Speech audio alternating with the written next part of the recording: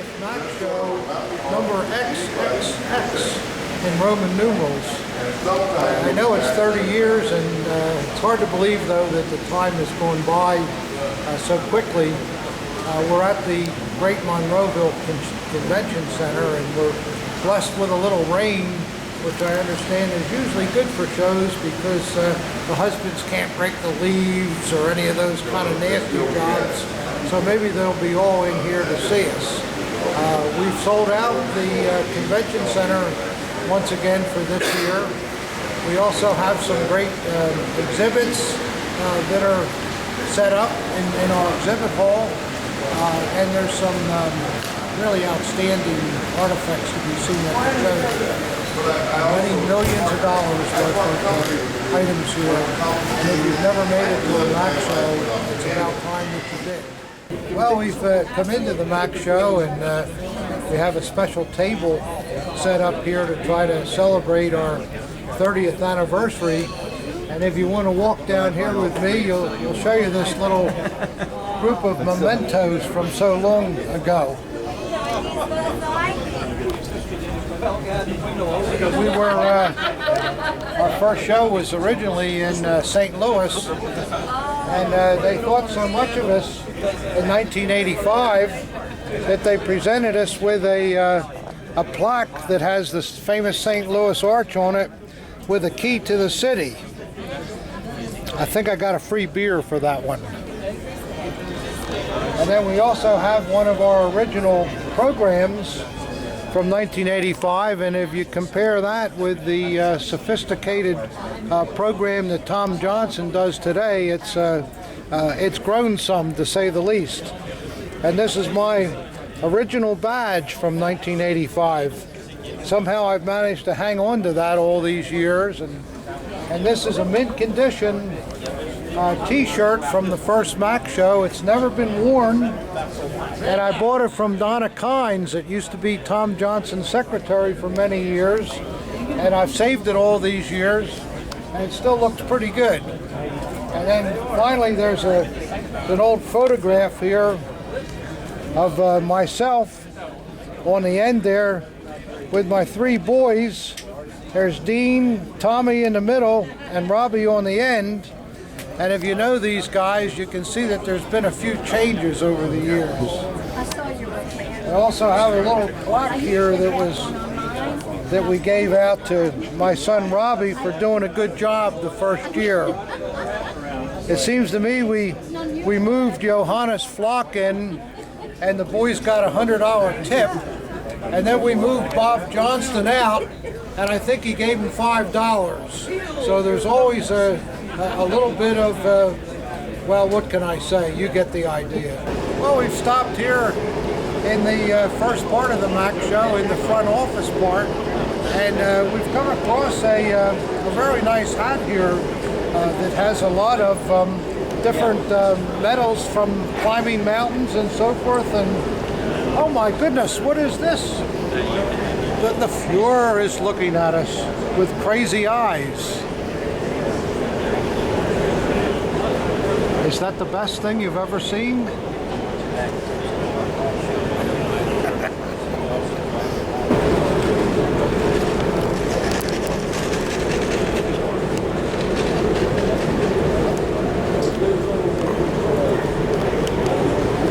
I stopped by here at the Wolf Hardin booth, and as usual, they only have the best of the best, and you'll never see things of the caliber that they carry at any other shows. Just panning down here, there's an SS colonel's outfit, just fantastic. Look at some of the hats there, and there's a Saxon lion in the middle. And if you come down to the table, here's a set of apparently Erhard Milch's Field Marshal boards from his uniform, along with diamonds, badges. It's all almost commonplace when you see it at Mr. Wolf's table. Absolutely outstanding. Document to Milch, signed by Hitler. along with a gold breast eagle. Wonderful things. Here's another document for a let's see, the Ritter. Oh, this is for a oak leaves. Really fabulous. This document has diamonds in the eagle cover, and it was awarded to Herbert Gill for his swords with brilliance. And there's a picture of Gill next to it. I can't even estimate what these kind of things would be worth. In the hundreds of thousands of dollars, easily. And some very rare gorgets here. There's a political leader with a Streifendienst branch there that is not seen very often. It just goes on and on. And there's a nice display of daggers at the end here. There's a beautiful SA honor dagger, a Ernst Röhm SS, a Diplomat chained SS, Vus Army, a Luftwaffe first model with gold inlay in the etched blade, a first model Luftwaffe with an etched blade. Wonderful things. Want to get in here? Slide down a little bit here, and then we come down further, and this book is most impressive. I'm not sure exactly what it is. Rudy, do you know what this book represents? It's a Hermann Göring. Oh, I see the Göring crest on the other side. Yeah. Look at that This eagle. is part of the Yeah. earlier Hermann Göring Oh, I see. These are all possessions. Göring items. And I assume this must be Göring's Grand Cross. Is that right, Neil? Yes, Yeah. it's Göring's Mein Kampf. His It's a Mein Kampf in it. Oh, Reichsmarschall pennant and Field Marshal pennant. wow. You hear that, collectors? Reichsmarschall pennant and Field Marshal pennant. And I assume the Diamonds badge is also Hermann Göring's. Pieces of history. Absolute museum here. For you collectors, I know you've heard the name Rudy D'Angelo, and here he is in the flesh, my old buddy. Long time. Yeah, how are you, Rudy? Tom and I go back a long time. I'm doing fine. Wonderful show. Having fun. Yeah? You bring some Haven't missed it. Italian stuff? I did. Yeah, Haven't missed it in 30 years. that's a pretty good record. I go back, what, 30 years older? Yeah, me too, and I haven't missed it either in 30 years. Well, we've stopped by here at the Craig Gottlieb booth. I think everybody knows Craig's name now from the Pawn Stars and international publicity, and he's come a long way from the kid I met, I guess in about 1997, maybe 96, something like that. Something like that. When I came up to you, Tom, totally unknown, it was the mid-90s, and I said, I have this Rome dagger, can you help me out? Yeah, that's about it. It's incredible what a job Craig has done, because he virtually did come into this hobby completely naive, knew nothing about it, and grabbed the ball, picked out a few dealers that he thought he could learn something from, and he worked very hard at it. And look at you now. Look at this stuff that he has, collectors. And props to Galen David. Galen yeah, took me under his arm Yes, he did. and let me follow him throughout the shows and make it passive myself, and And he also loaned you a couple bucks too. So that occasionally, helps. yeah, because That I didn't have a helps. lot. I didn't have a lot of money when I Who came. would? In. Someone told me that they thought I married money. Oh, you married Galen? No, I didn't know. So what do we got here, Craig? This is most fascinating. Maybe to start at the end, do we know who this SS man was? Yeah, that was Joseph Mengele's uniform when he was a young man before he was commissioned as an. No, I'm kidding. Please, we don't allow that here. No, of course not. No. This is a Totenkopf SS uniform. We don't know who it belonged to. It's here because I needed a little bit of black. Yeah, you got to have black. Yeah, black is important. This is also an Allgemeine SS tunic. It's Ribbentrop. I thought he was a diplomat. Well, some say he was a diplomat. Some say he was a bad diplomat. Some say he was a champagne salesman. But he was also given honorary SS rank because he needed it, and Himmler wanted him to have it. So anyway, that's his. This high up. What is this? Oberstgruppenführer? Nee. That is Obergruppenführer. One below. That was an honorary rank bestowed upon him, and wow, that's pretty high. Second. Well, I guess since he was the head diplomat, why not? Interestingly enough, Himmler did this. He gave SS rank to everybody, and he wanted to do it. Why? Because then he would sort of. And the only one who said no was Albert Speer. He wanted to make Albert Speer an Oberstgruppenführer, the fifth. He said, I don't want it. He said, but you get a car and you get. I don't want it. Well, see, Albert Speer only went to jail for 20 years, too. Probably a good one. This is a great story of an experiment and a risk that I took. It really paid off. This came out of a museum in Canada. It's one of Hermann Goering's uniforms. He made a lot of my size. Almost, but not quite. Yeah. It's your quality, Tom. It's made out of fine white silk, and it was one of probably many uniforms in the field. It's not linen. It's made out of fine white silk, which was both a blessing and a curse because the museum that stored it, they never displayed it. They sewed something on the front of it to protect the insignia, and there was an interaction in silk.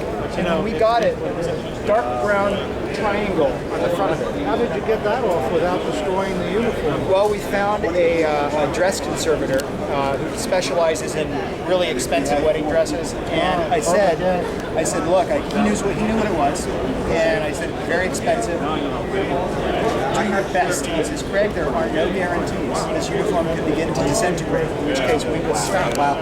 So he spent 2 months doing it, and every day I'd get a progress report, and he stopped at a point when you started to see some very, very minor silk problems. And if you notice, 95% of the stain is gone. You can barely make it out. And so this would be a summer white, or I've seen Goering wear white in January. listen, Goering wore purple. Nor would he want to wear, right? Yeah, well, I actually have a German friend who said he saw Goering in a purple uniform. Is that so? Purple uniform. Well, Pink, I guess whatever. knowing Sort of like- Herman's reputation, he could wear what he liked. Sort of like that. Yeah. Anyway, it worked out. There was a pair of pants, the jacket, but they're both named. Yeah. So Wow. This is named inside. named inside 1939. Same with the pants. Really, all proud. And rumor has it that there are 3 hats that contain the same material that exist, not from the museum. But we'll know if they're real because the material should be identical. Yeah. And then that's Field Marshal von Lee. Oh, Von Lee. Yep. All named inside too. It's not named, but only von Lee would have worn this particular shoulder board. Why is that? This was his honorary regimental cipher that, as a field marshal, he was entitled to wear. And it's got a 7 on it, and the hat is initial RVL.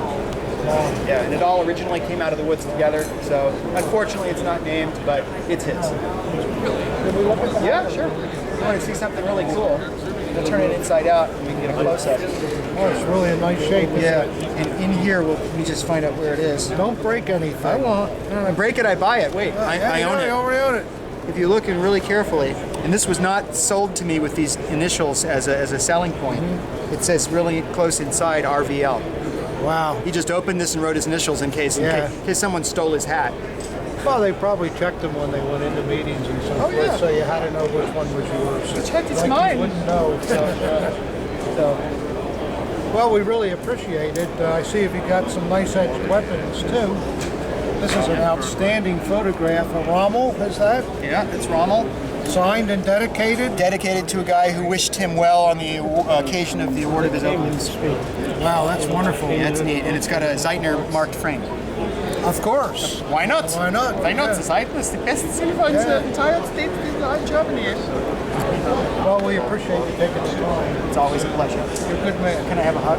Yeah. We're still continuing to tour the Great Mac Show here in the front hall, and we've run across a couple of familiar faces here. Everybody knows Tom Johnson, of course. and this is Andreas Thies from Germany. And from what I understand now, Tom and Andreas have teamed up in a joint effort involving the auction. Is that what? That's correct. Can you tell us what you're doing? What's happening? Two of the best names in the business, so this is worth listening to. Well, what we will do is we will auction, hold auctions in the United States, in Fredericksburg, Virginia. It will be a very high-end venture, stylish catalogs, the same type of catalogs I do in Germany. Yeah, we're and used to our seeing, first auction will be held on November 21st. So the reason why we do this is really to provide the best possible services to our American customers, both consignors and buyers. Are you going to feature medals and edged weapons? It will be and medals, it will be edged weapons, uniforms, all periods, not only Third Reich, all periods of history. So it will be the full range of service. Oh, that sounds wonderful. Yeah, are you still taking consignments? for that? Absolutely, Yeah. we will take consignments all year round because we will start doing 2 auctions per year, but there will be more. So Tom, do you know Andreas a long time? A long time, decades, and I've used his auction in the past, and I've always had very good success with his auctions. But to make sure it's been good to us because we've taken some nice consignments here. Oh, that's good to hear. And we're really excited about the new auction because American collectors know that there's good first-class auctions, military auctions, and this is the first time they're going to have a chance to have a stateside first Yeah, it's a quality, wonderful opportunity first-rate then. auction. Yeah. Well, we know it'll be a success if you two guys are involved. We hope so. Yeah, I'm sure it will. We are very We wish you both optimistic. the Thanks best of very luck. much. Thank you. Thank you, Tom. Thank you very much. That's Have a pleasure doing the shows with you. Yeah, it's been 30 years, Bugger. That's 30 a long years. time. 30 years. Yes, that's a long time. Neither one of us have aged a bit. No. Thanks for stopping by. I stopped by another very interesting booth here at the Mac Show, and we're with Dan Pereira, who's here with his father.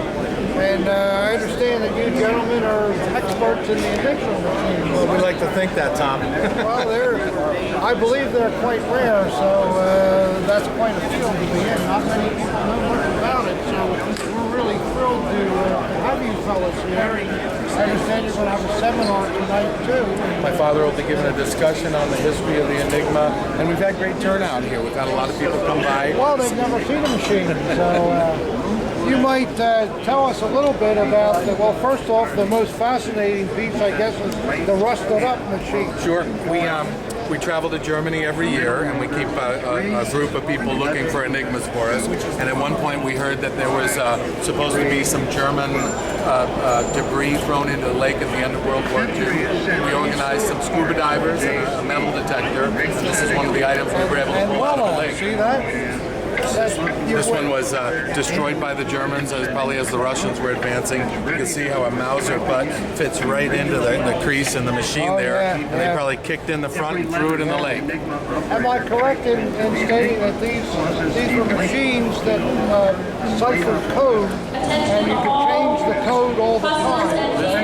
This was the primary coding device for the German military, Luftwaffe, Army, and the Navy. You could set the machine a number of different ways, and it was virtually unbreakable, except so many messages were being sent, and not all the operators were using it correctly, and the British were able to beat. Finally, yeah. This is a working example of a 3-rotor machine. This would have been issued to the Army, the Luftwaffe, and various diplomatic services. And the machine would be set by arranging these 3 rotors in a certain sequence, and then they would be set. That would establish the code, but Yeah. how would they know what code was being used on the other side? There was a code book sent out monthly, so the operators knew what frequency that would come in on the radio and how to set up the machine.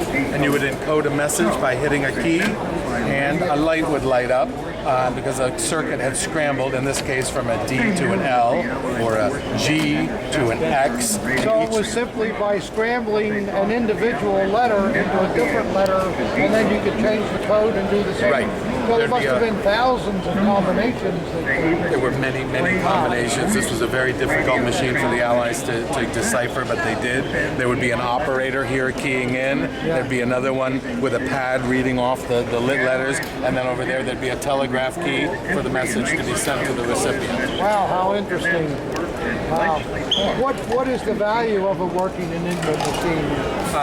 This is a fully restored working machine, and the values run from around 90,000 to 140,000. You can find them cheaper at auction, but often they're not complete; they're not working. Yeah. Well, that doesn't sound like an unreasonable amount of money. I guess most of them were destroyed.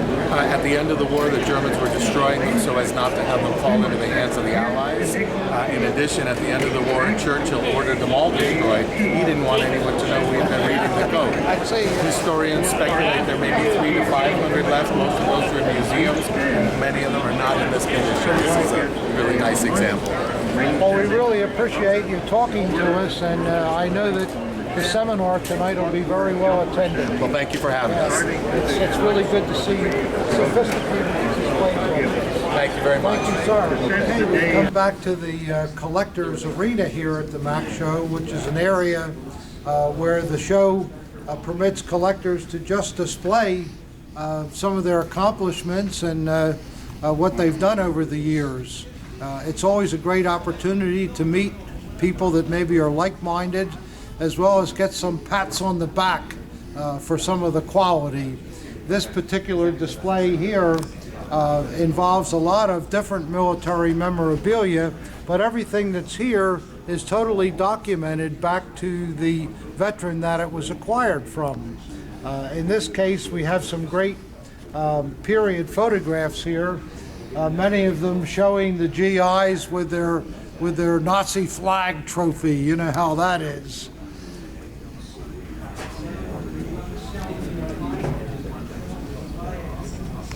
And then we go in further, and one of the popular things with the flags that American soldiers would bring back would be to get some names and locations and signatures of all the fellas that were in the same particular outfit.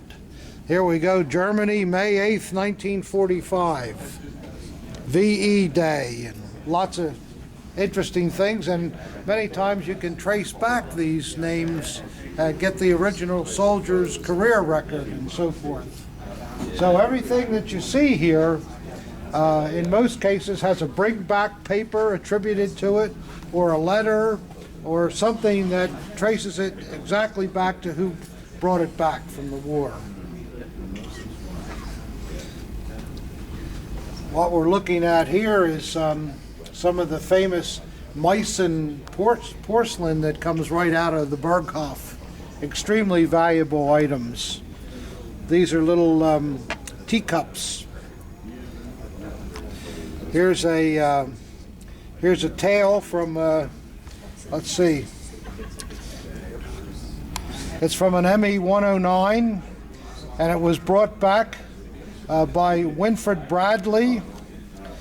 He cut the tail section out himself in Sicily.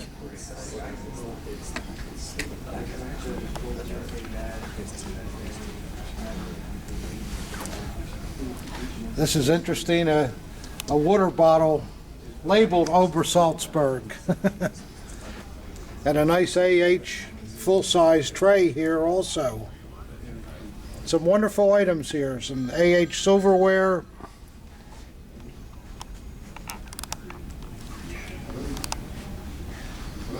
Lots of great things, belts, armbands, gas mask with a canister.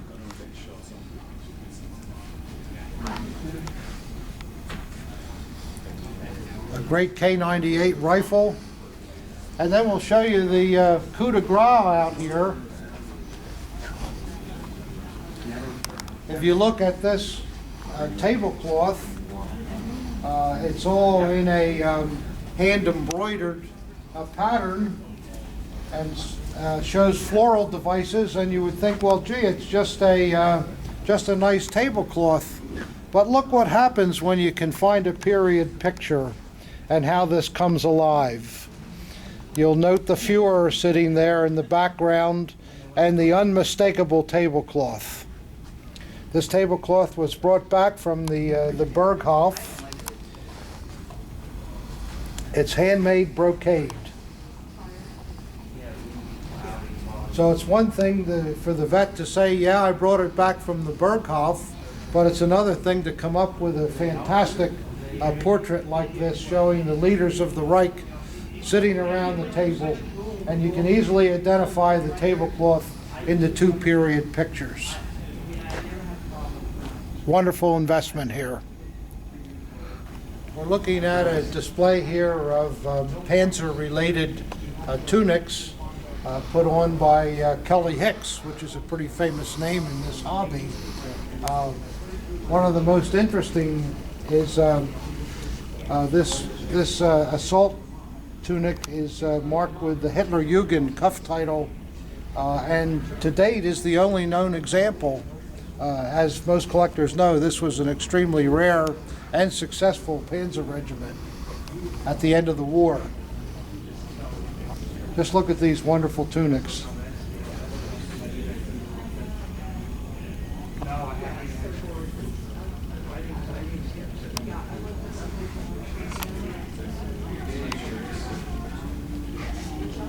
And for you Japanese collectors, here's a display that, I mean, it covers everything you'd want to collect. It is just marvelous. Flags, grenades. It's a good thing they're all inert according to the sign.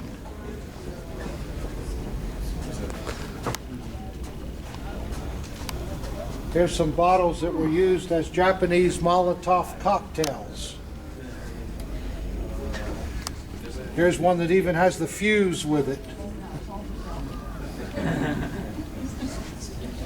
Japanese naval mortar shells. I don't know what a substitute grenade is, but I guess that's something that when you ran out of the regular ones, that's what you use. Notice the beautiful helmet here with the naval insignia and the rare flags in the back. Boy, I've never even seen half those flags.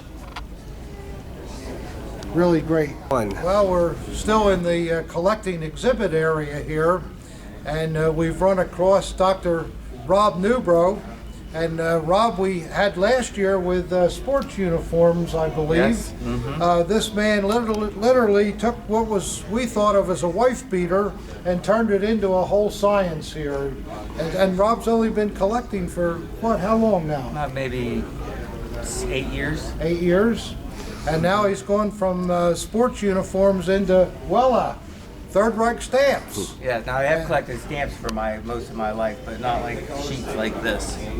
Well, you know, I've seen a lot of Third Reich stamps over the years because I guess vets got into the post offices and just ripped off what they could. Yes. But I haven't seen anybody that really started to get it organized, put values on it and importance and rarity. So you're doing a real turn here. Can maybe tell us something about some of the stamps if you could, Rob? Well, these are occupation stamps from Bohemia, Moravia, when Germany went in 1939. So this is the entire time period of that protectorate in sheets. The only ones I don't have in sheets are the first issue, which they overprinted Czechoslovakian stamps, but there's just so few of them that a set of sheets like this, if they exist, would probably cost about $15,000. Is that so? Wow, right, that's impressive. I recently heard of a set that sold for about that in Europe. That'll get collector's eye for collecting these things. Yes, and then if we move down the table a bit, we get into just well, I'll show you the hybrid sheet, which is really rare. Yeah.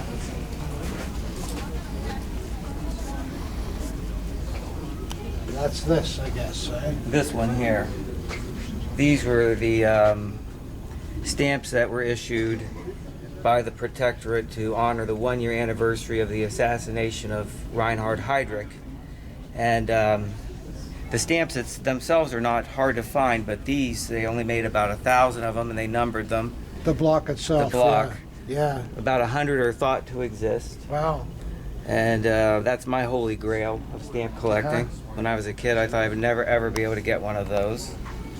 It's funny when you're a kid and you start looking at these kind of collectibles, you think, oh, I could never, but then it Never. happens. Little Yes. by little, it happens.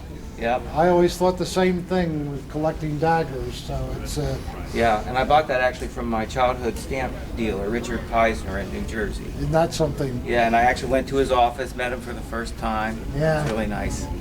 One thing you've done here, Rob, that I think is interesting, you've enhanced your display with using original period pictures with postal themes.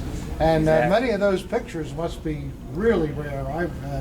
Yeah. You don't see many postal stuff. So that's Exactly. Yeah, great. my friend Clyde Davis in Texas. Oh yeah, well-known name in the hobby. And he was a post office guy. He sent me those pictures, and I blew them up. They're really wonderful. They really drive home the point. Yeah, and that was his idea. I thought, yeah, that was a great idea. It is, yeah. And these are just the Third Reich stuff. I'm working on getting more of this, but I actually ran out of space. I actually have a lot more sheets under the table, Oh, but I boy. ran out of table space. So. Well, we only gave you about 60 feet. You ain't getting any more. And then these were the last two issued by Germany before everything fell apart. These sheets here Yeah, were the these two, last the note? SA man Yeah. and the SS.